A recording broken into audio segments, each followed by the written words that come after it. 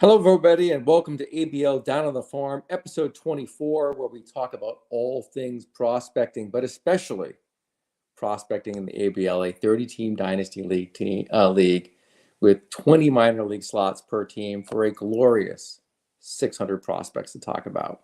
I have a little pop-up episode tonight.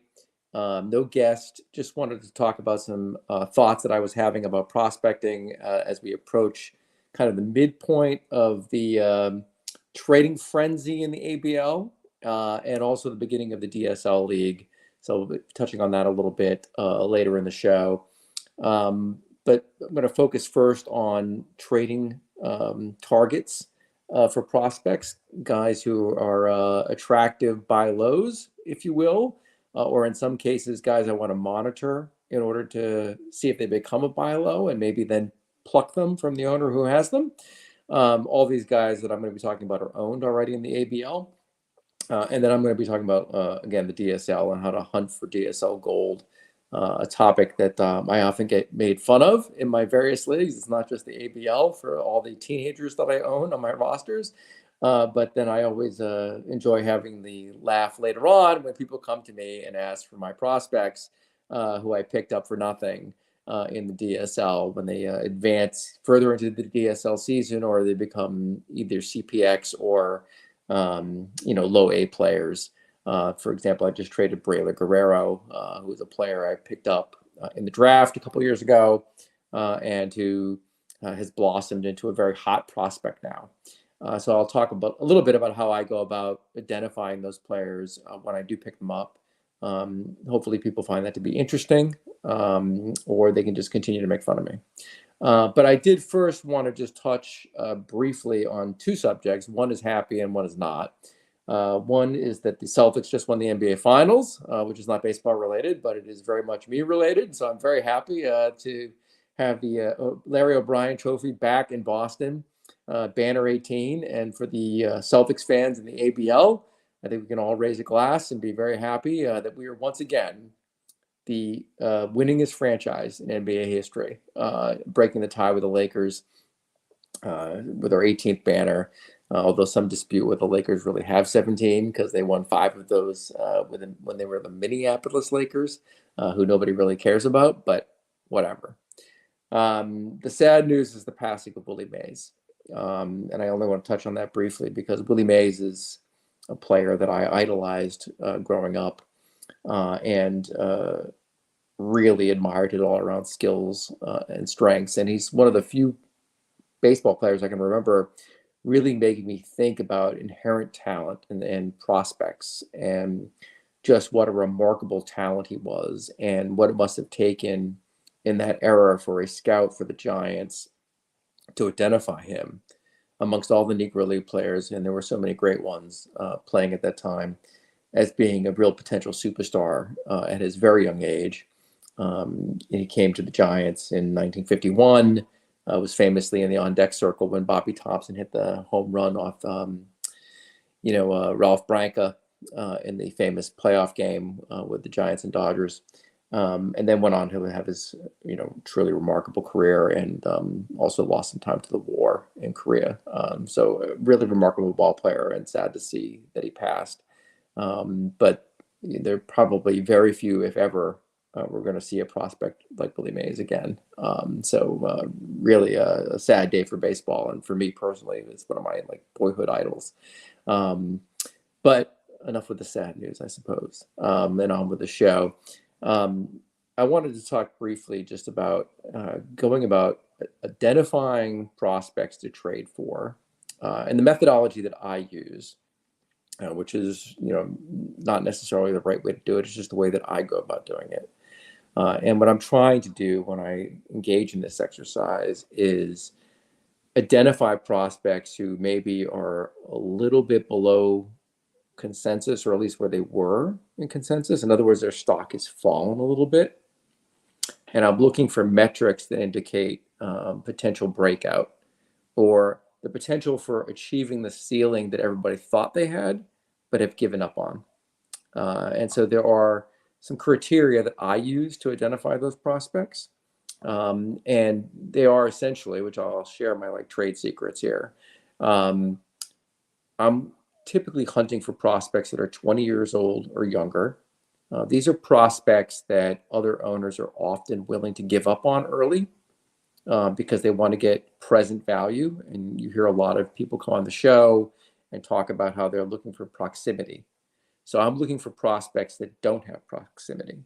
These are people who are, these are owners who are willing to give up these kind of prospects to get either major league talent or guys that are closer to the majors, because some owners value that. What I am looking for in these sorts of trades are guys that are a little further away, but have a higher ceiling than some of the proximity guys. And then in just a couple years, they're going to be proximate and more valuable, or at least that's the theory. So that's one criteria: 20 years or younger. They've got to be below AA. If a 20-year-old is in AA, the helium is already on. So you're going to pay a premium for that player. So I'm not hunting for those kind of players in trades because I want to be able to buy relatively low. So I'm really focused on A ball, high A ball, maybe rookie ball. Oftentimes the guys in rookie ball owners aren't willing to give up on yet because they just drafted them. So I'm looking for a guy who's been in the majors, the minors, at least 1 year, maybe two, and maybe has a little, dent here or there on the resume, so that I can buy that person low. So again, below AA, 20 years old or younger, below AA. I'm also looking for these types of players to have an isolated power of 190 plus, because as I've talked about on the show previously, power and isolated power is incredibly valuable from a fantasy perspective. And when you have a 200 plus ISO, that is essentially an elite level. So I'm looking for a 190 floor. It's not necessarily, it doesn't necessarily mean, I should say, that the prospect isn't worth having if he's below 190, but these are the players I'm targeting. I'm also looking for a strikeout percentage rate of 25% or less, and a walk percentage of 12% or more. And why those numbers? I'm really looking for a diamond in the rough. All right, so I want a guy who is not going to strike out a ton, and is also going to get on base and thereby generate points by walking. And these are leading indicators for making contact, batting average, on base percentage, and ultimately OPS. Right. So when you combine the ISO, the strikeout rate, and the walk rate, that's what I'm targeting as a really good OPS rate. And the other thing I'm looking for is to see if those ratios have normalized through plate appearances. So I usually set a threshold of 200 minimum plate appearances at the league level that they're at. So again, 200 plate appearances, walk percentage of 12% or more, strikeout percentage of 25% or less, ISO of 190 or more, below AA, 20 years or younger. So when I apply those criteria to the present pool of minor leaguers, there are only three players that come up. One is Lorenzo Montes, who I've already talked about on the show during the trade deadline episode. And he was acquired by Evan in the trade that Evan made at the deadline, at the dump date deadline. Terrific ball player for Seattle. I won't go into detail about him because I've already talked about him in the prior episode. Ralphie Velasquez, who's a catcher for Cleveland, who's owned by Brendan and the Kansas City Royals in the ABL. And Michael Arroyo, who's owned by me and who's Evan's favorite whipping post, the middle infielder for the Seattle Mariners. So I want to talk about Arroyo and Velasquez just a little bit. Not to toot my own horn on Arroyo, but I'll start with him just to talk about a little bit what attracted me to Arroyo and what he's done so far this season, which has solidified my belief that he was a guy to go target as a trade acquisition. So Arroyo fits a lot of the criteria that I'm looking for. He's 19 years old and he's repeating A ball, which, a lot of owners don't like that he's repeating a level. He's still age appropriate for his level. And so what I look for in a scenario like that is how much is he really dominating the level? Is he really showing growth as a prospect? And so let's take a look under the hood at Michael Arroyo. He's got 292 plate appearances. That's quite a lot. Okay. At this point in the season, at least. He's slashing 267, 394 with a 492 slugging percentage. Those numbers aren't spectacular, and they might make an Arroyo owner willing to trade him because he's not knocking the cover off the ball in terms of the traditional slash line. But what I see beyond that, below the surface, and what I really count are the metrics. And so what is Arroyo doing? He's got a 13.4 walk percentage, which is really good. Okay, and it's also stabilized versus his prior years in the minors. Excuse me. This is a guy who walks at that rate through a lot of plate appearances at this point. So that's something that I'm starting to bank on, is that he's going to walk around 13%, which, if it translates to the major leagues, is a very nice level. His strikeout rate is 20.5%, which is very good. Not elite, but very good. And it's also consistent with his 2023 strikeout rate. So I'm starting to feel pretty confident that I can count on 20% contact rate / strikeout rate. So an 80% contact rate, 20% strikeout rate. His isolated power this year really jumps off the page. He's got a 225 isolated power in those 292 plate appearances. That's compared to a 139 ISO in 2023. So that really jumps off the page because he's really demonstrating a lot of power. And that's interesting to me because if you look at his Baseball America scouting grades, okay, they graded him as having a 55 contact hit tool, a 45 grade power, which is below average, and 40 speed, which is very well below average. So when I see that isolated power for a middle infielder, I start to wonder, has there been a development which has unlocked his isolated power? Is there something that the scouting process did not catch, which suggests that he has more raw power than scouts believed? And this can happen for a number of reasons. It can happen because the prospect has just grown physically. It can happen because the quality of the contact the prospect is making is better than the scouting system thought it was going to be. In other words, there's all kinds of batted ball data coming out now that indicates that even guys who you thought didn't have a lot of power can unlock in-game power. So I look at that 225 isolated power, and it gets me excited for Michael Arroyo. I'm also hearing about his StatCast data in Baseball America, and that's very interesting to me. And it's actually in line with Montez. And Montez is a legitimate power hitter. And the scouting grades would say he's got really insane raw power. So when I see Arroyo matching Montez, that's exciting, particularly because he's a middle infielder, and particularly because there's now an opportunity to really get value. But again, the power hasn't caught up yet with his slugging percentage, and I think there's an opportunity, a buying opportunity still for Arroyo in other leagues, where if you want to target a guy who has a pretty good ceiling because he can make contact, he walks, and as a middle infielder, if he can hit 20 home runs or 25 home runs, there's a lot of value there. He's also a good fielder, so he's going to be able to play. He's going to get playing time. The Mariners are extremely high on this kid. They've got a lot invested in him. This guy I really like. I would also add that Baseball HQ recently had an article on Arroyo as well, and they complimented him on his barrel control and his hard hit rates, which suggests that his batting average should also go up, which is something that Baseball HQ expressly noted. So this is a guy who potentially, could hit 280, with 20 home runs in a middle infield position and walk a lot. And that has value in the ABL. So that's something I look for when I'm targeting middle infielders in particular. Middle infielders who walk with power. It's a great asset. So let's talk a little bit about Ralphie Velasquez, who's a name that some people might not know about. He's a catcher, the Cleveland Indians, Cleveland Guardians, a little slip there from the past, who Brendan owns.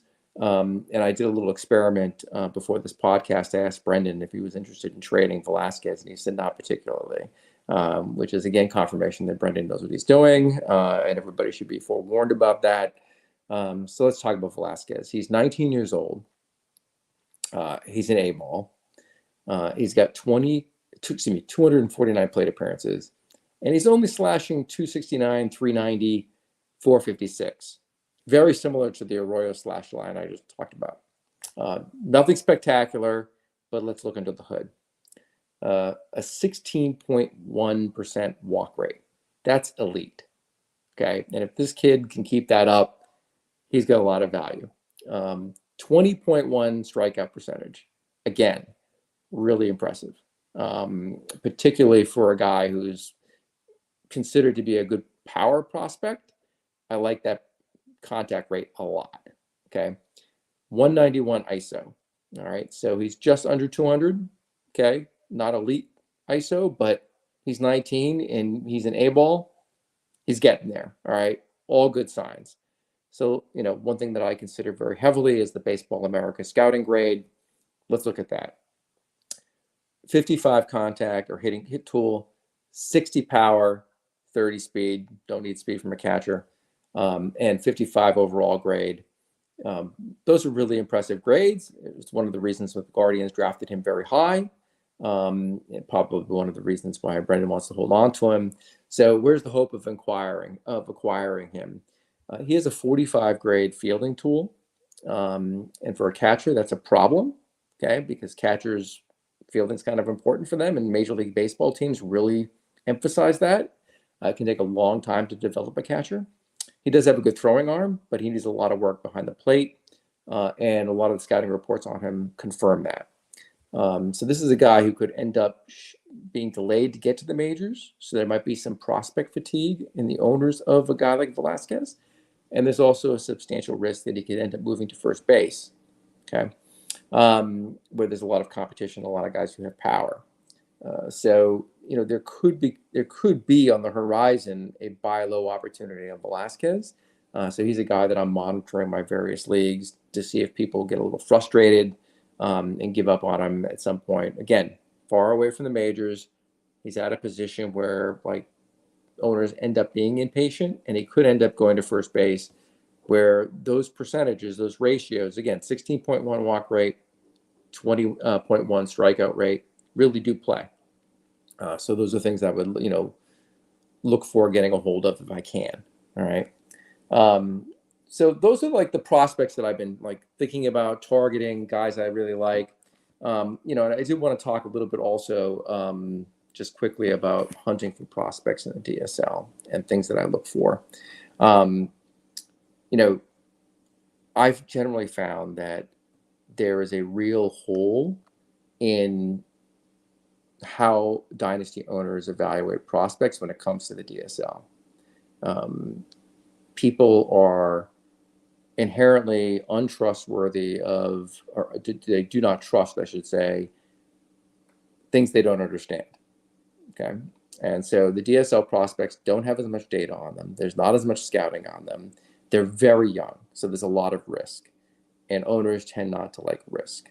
All right. And there's just not a lot of industry coverage relative to the other ball players coming out in the draft for the DSL players. So a lot of owners just ignore the DSL players in drafts and on the waiver wire.